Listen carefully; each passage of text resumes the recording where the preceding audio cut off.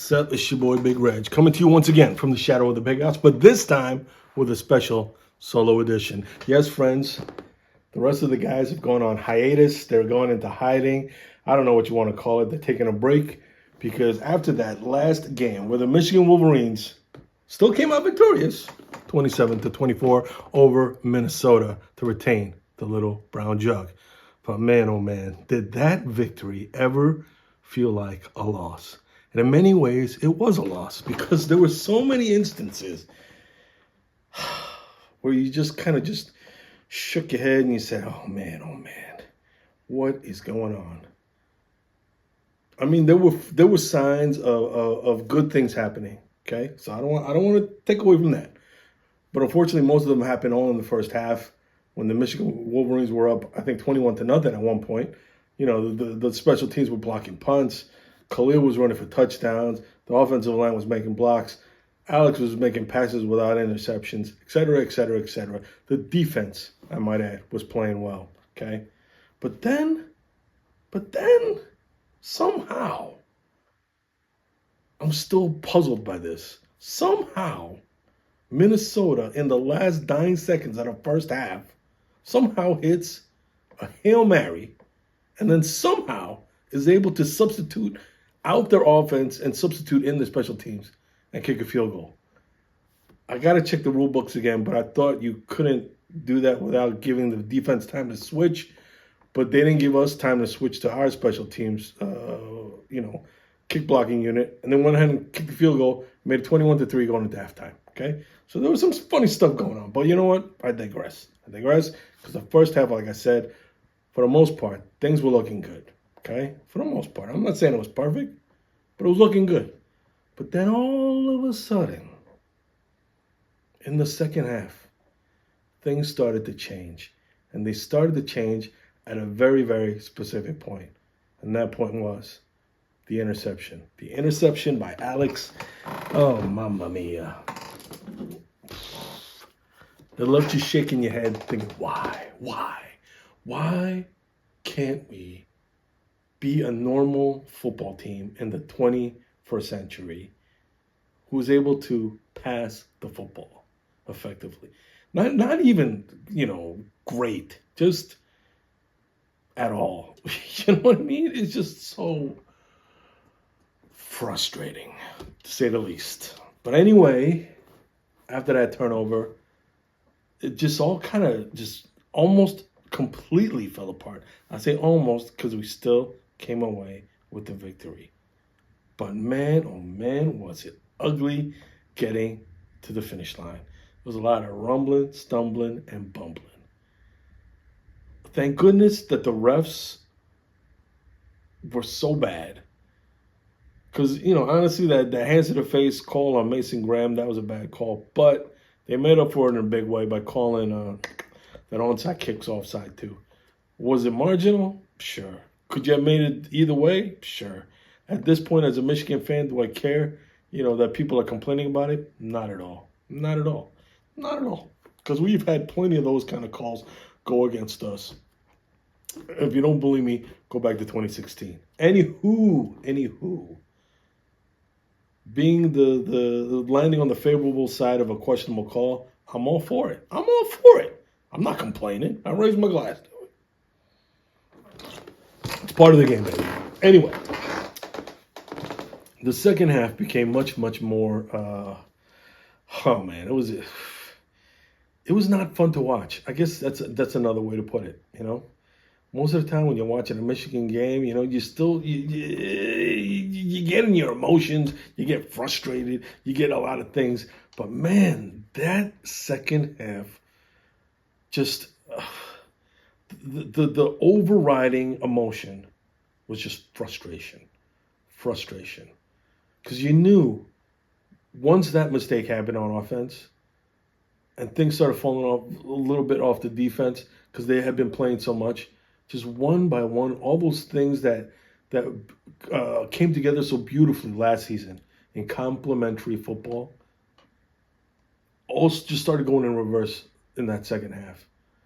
The complementary pieces all of a sudden just start falling off one by one. and you saw that this house that was so beautifully constructed over the past few seasons was slowly crumbling, and you were left wondering, is this coaching staff able to rebuild this thing so that it doesn't fall apart any further? You know what I mean? It was a game where we went into saying, it's a chance for Michigan to answer a lot of questions, but instead of answering a lot of questions, it left us wondering even more, what's in store for the future. Because for every step forward that we took, whether it was on defense, because we were playing lights out in the first half, like I said, for the most part, and then it seemed like, the defense can only do so much. They can only do so much because they don't have the depth and they don't have the experience in a lot of key positions. So that is going to be a huge limitation for us. It's not going to be able to bail us out like it has in the past. And then this offense. I mean, what can you say at this point? It's so one-sided, and not even one-sided. It's so dependent on one thing, and that is that Khalil Mulling's ability to break tackles. That's what this offense comes down to, because even on those runs that he had, like that first touchdown run of over 20 yards, the first contact that he experiences is always, I'm going to say, within plus minus 2 yards of the line of scrimmage. There's hardly any runs that any of our running backs have where they have a clear path or a clear hole where they can hit it and go for, let's say, I don't know, even 2 yards without getting touched. You know what I'm saying? So these are the kind of things where, you realize the fragility of this team. And I think Nameless, I can't remember if he said the last video or not, but he said each yard is so precious with this team. And it's really been crystallized after watching this game. Each yard that this offense can generate is so precious.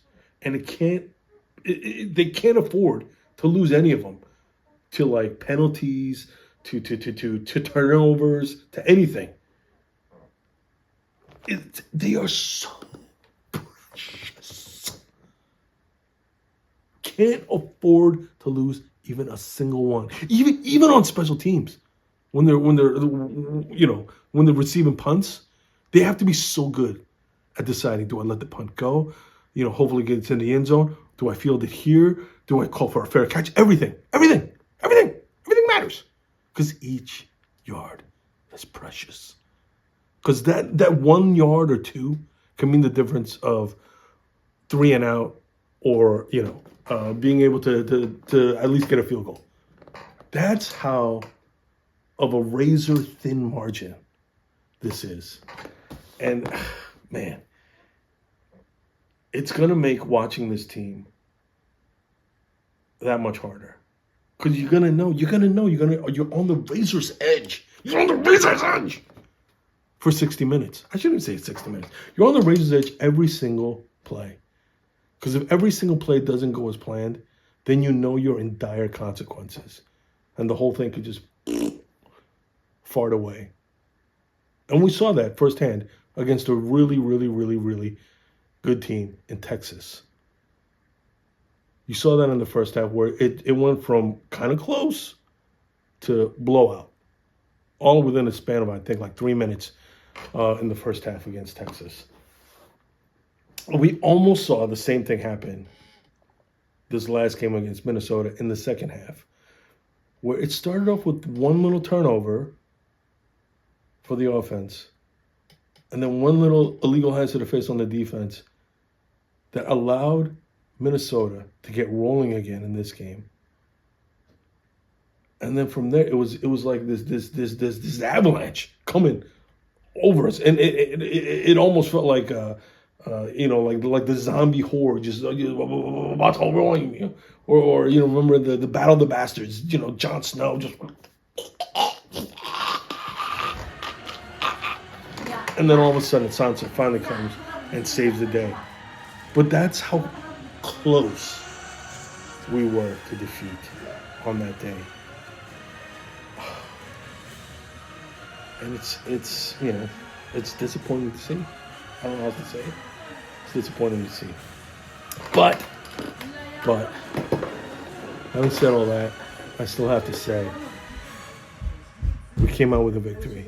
We are still undefeated in Big Ten play, and we still have everything ahead of us to play for. So for that, we have to be grateful.